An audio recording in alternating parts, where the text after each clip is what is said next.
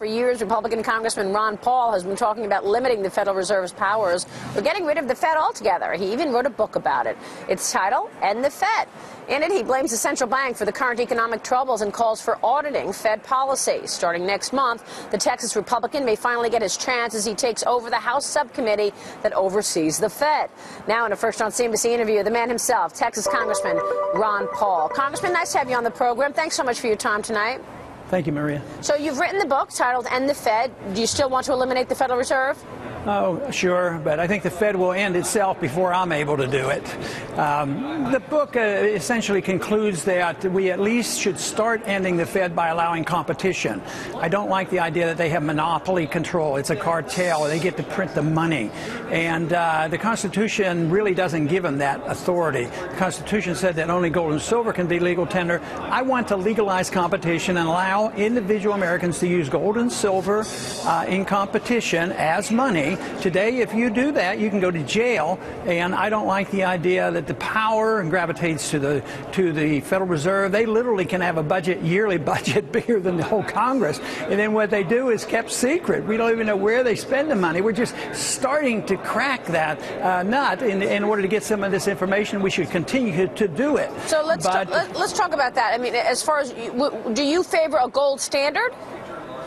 Well, that's what the Constitution says we should have, is a gold standard. I mean, my personal belief is I'd like the market to determine it. The market can pick, but the market over 6,000 years has always picked something of real value, like gold and silver. So they would be high on the agenda. But I'm not in my personal beliefs, I'm not overly rigid and say thou shalt have this, because markets are pretty smart. But right now, the markets are getting smart because they're rejecting the idea of a fiat standard. And they're starting to realize it's this fiat standard and manipulation of the money supply and interest rates by the Fed that gave us the bubbles and now has given us this financial crisis that we're in. And I don't believe that we're anywhere near the end of this. I think we're about to see the collapse of the bond bubble, and you're going to see skyrocketing interest rates and price inflation coming back, and that'll be a whole new ballgame for us to face. So will you use your new position to pursue that goal? I mean, in terms of overseeing the Fed, what changes will you make as the overseer of the Fed? Well, I think what we need to do is start off by making sure that everybody understands the business cycle and why we have unemployment and why the Federal Reserve is responsible for that. Then I should also pursue the transparency to find out where this money went. They released some figures a couple of weeks ago, but they left a lot of unanswered questions, and we need to ask more questions. Then we should have a real audit of the Fed.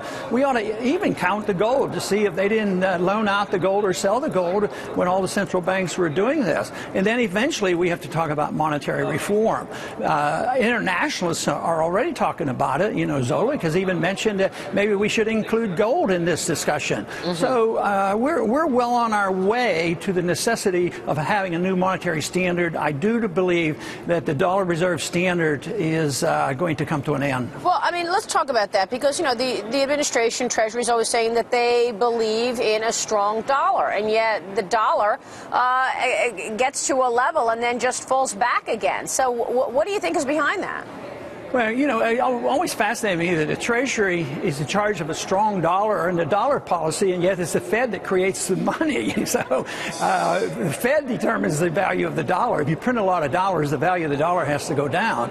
And then when the world financiers reject the dollar, then they won't have any control. You can talk about and trade currencies, but ultimately the markets rule out. Even when they fix the price of gold like they did for many, many decades at $35 an ounce, the market overwhelmed and the Bretton Woods system broke down, and now this system is breaking down, and that's why gold has broken out again, because there are too many dollars. This whole idea of just the Federal Reserve being able to create $600 billion and throw them out there with the expectation of lowering interest rates, and what do they get? Higher interest rates. Right. That's exactly what we're seeing. So, well, let me ask you this, Congressman. I mean, what do you say to those people who question whether you can actually be a fair and effective leader on a panel that oversees monetary policy when you're on the record as being opposed to the Fed and its missions? Well, I think there's every reason to believe that there would be a fair discussion. I think that I welcome the people who disagree with me to come to it. There's nothing I would like better than to have the Austrian economist debate Paul Krugman.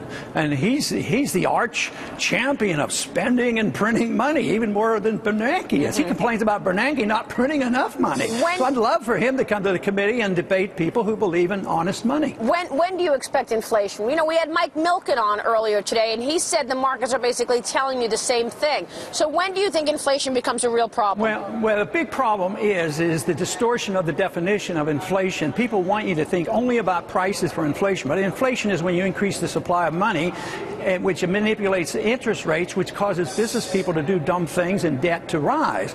But the question should be, when do I expect prices to go up? I said we're in the midst of it. A lot of commodity prices are going up, and also gold prices are going up, bond prices are going up, are way up. They're in a bubble. So prices are really very high, and they're responsible. The question is when is the CPI going up? But the CPI, as measured by the old method of CPI, is going up over 4% per year. So it's there, and it's going to get much worse. And then, of course, there's labor expenses as well. So labor costs, when does that go up? Let me get your take on the federal response to this economic slowdown. I mean, it just seems that the Fed repeatedly comes out and says, look, we are going to be there if the economy deteriorates further. We're going to be there. We're going to be there. How come it's all on the Fed?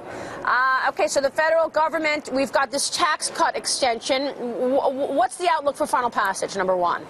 Well, it looks like the tax package probably will pass, but that won't make the economy any better. It could make it worse. The economy could get worse whether you pass it or not. It probably doesn't matter that much. But the Fed only has one tool, and that is creating more money.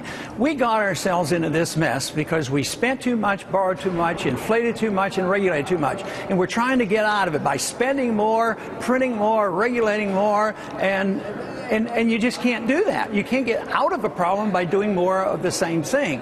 And we have not allowed the correction to occur. You want liquidation of debt, and the debt really hasn't been liquidated. It's been transferred. It's been transferred by some holders of bad debt in Wall Street and transferred to the taxpayer, and now the Federal Reserve holds that. And this is a burden on the people and a burden on the economy. That's why unemployment is very high, and this is why people are losing their houses, because there's still a great debt burden out there. It's very similar in many ways to what Japan went through. They didn't allow the liquidation of bad debt. You can't pretend that if we just give you this moral promise, this moral hazard, saying no matter what, we're going to take care of you, just perpetuate all your mistakes, then you'll get into a very, very dull, slow, declining economy, and that's what we have. Why do you think that the tax cut extension could actually make the economy worse?